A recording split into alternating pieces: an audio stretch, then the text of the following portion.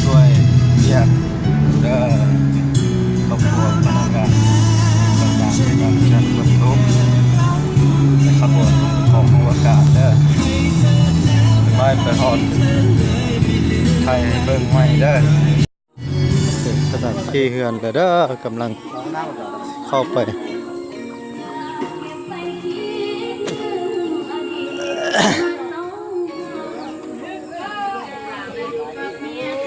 ว้า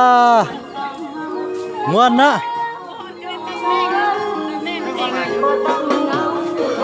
สัมภาษณ์ได้บ่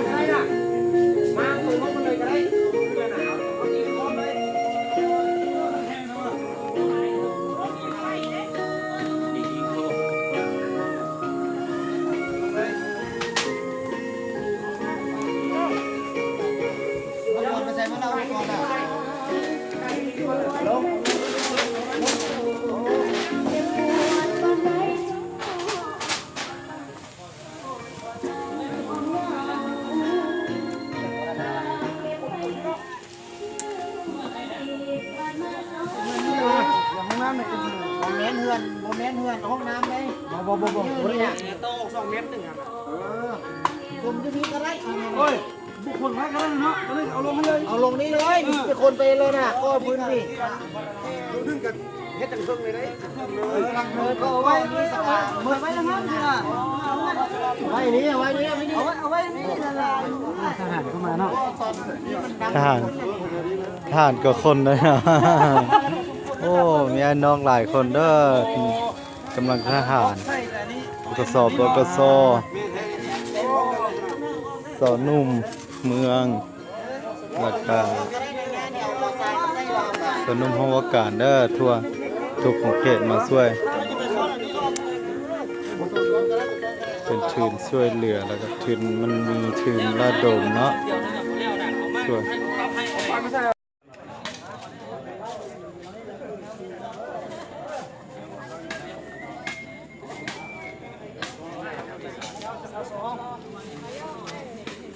โครงการนี้คืองานนี้ได้เหมือน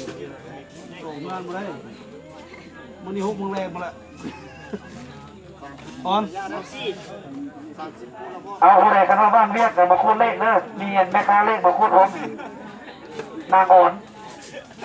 เอามาคูดซะ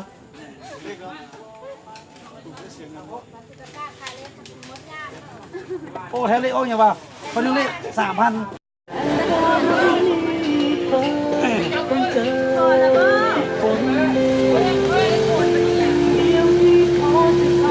ทุกยากลำบากคนธรรมดารถเกิดพาฝนกระตกที่ว่าสาวนุ่มบุกเข้าไปเรียบร้อยไปที่ร้อนสักมันต้องหมดไป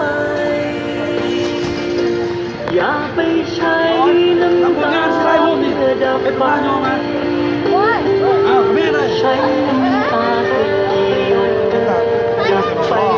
สัมภาษณ์หรอทางไหนมาเฮ็ดยังนี่ไอ้ปอนจะไปทำให้ห้องร่วมเอาจับอันนี้ผมต้องสร้างห้องน้ำให้พนักงานบริการบ้านดีตั้งใจเด้อตั้งใจเฮ็ดเรียกเด้อเสียใบย่อให้ปิ้นเองเฮ็ดเองไม่อย่างเสียเข้ากล้องมาเนี่ยเอาสัมภาษณ์เด้อใส่รถแม่เอาสัมภาษณ์เอาวันนี้ก็มาเอ็ดงานอาจารย์ให้นักฮบเก้าพนักงานบำนาญพนักงานบำนาญนักฮบเก้าอยู่ซื่อๆไม่สัมภาษณ์เลยว่าย่างไปโอ้ยเอาได้เคลื่อนไหวเลยเอาไหมโอ้แต่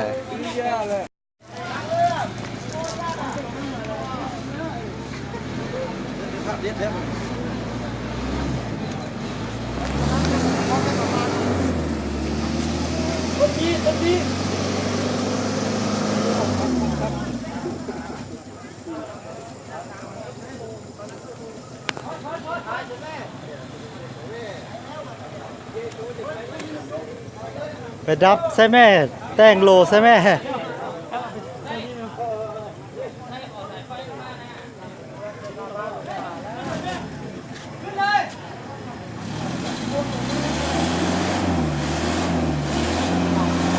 เอาเข้าไปแม่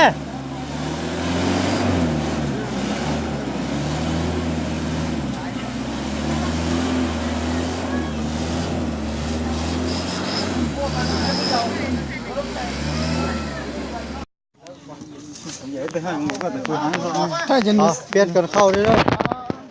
ถ้าตอนเตะกูเทสกูเทสนี่แล้วจะจอYouTube เลย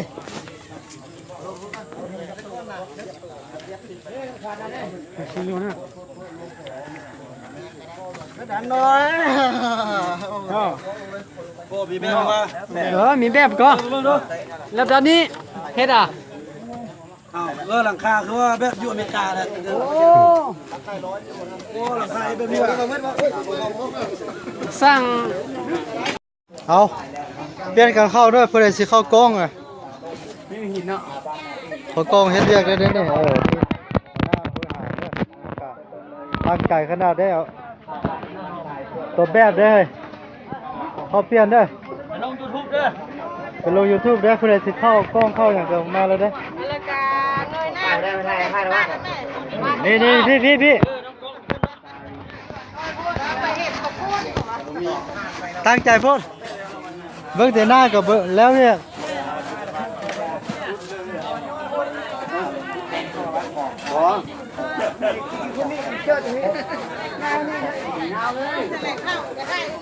เฮ้ยวงเบิ่งกล้องดินะเขากล้องดินะตั้งใจเฮ็ดเรียกเด้อ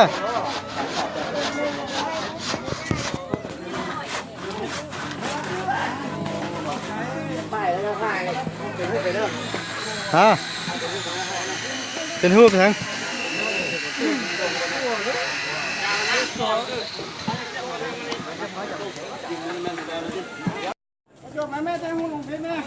ใช่แล้ว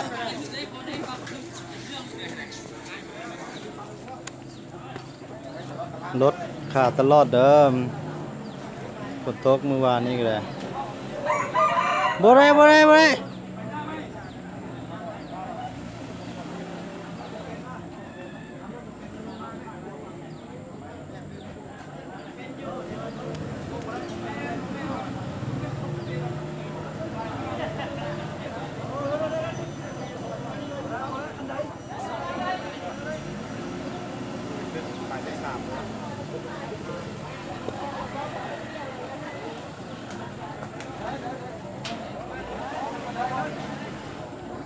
ซื้อมากลางใช่ป่ะกลางหน้ามาตืมนี่ไปพุ่นอ่ะ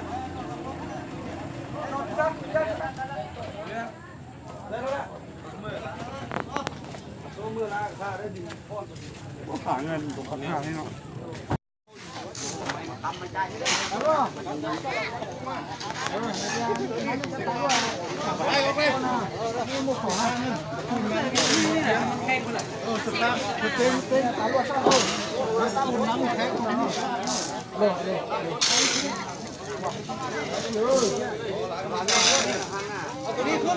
เอาเสามากันว่าแสงเรียกมาแล้วจะเข้ากล้องนะแสง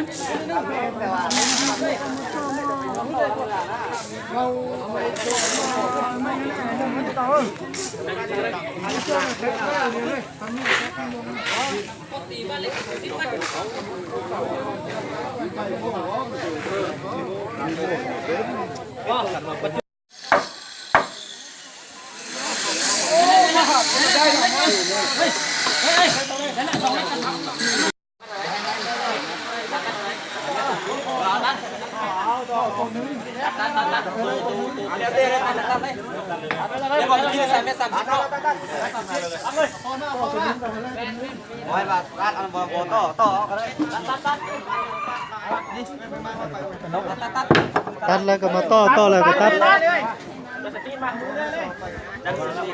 อวยมา โอ้ยน้ำมันนะ น้ำขี้เที่ยงลงไปเ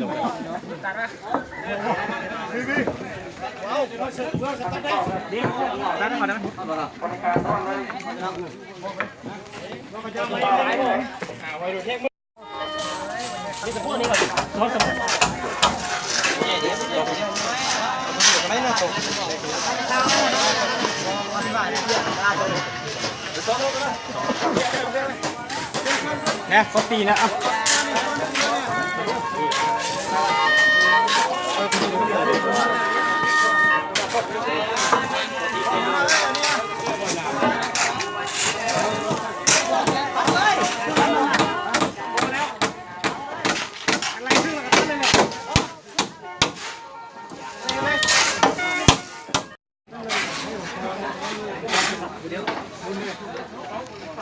เดี๋ยวเรามามุงกันนะเดี๋ยวตามนี้ก่อนตามนี้ก่อนนะเห็นบอลกินเมื่อกี้นี่นะอ๋อสุดตัดแบบนี้ตัวนี้นะเส้นแต่นั่นมันจะเที่ยวตัวเป็นร่วงเข้ามาน่ะบอกมันจะคันได้ไหมส่วนตัวตะเลิงนะต้องได้ไปพร้อมเลยเห็นมาตั้งเองมันจะทึ่งอยู่บ้านเห็นเมื่อเอ่ยฮะโอ้น้ำต้นเลยนะปังลง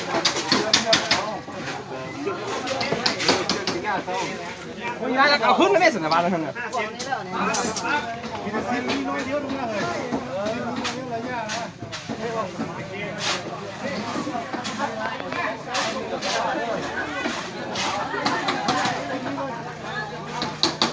จับขึ้นโอ้ตัดอะไรกันเลยเนี่ย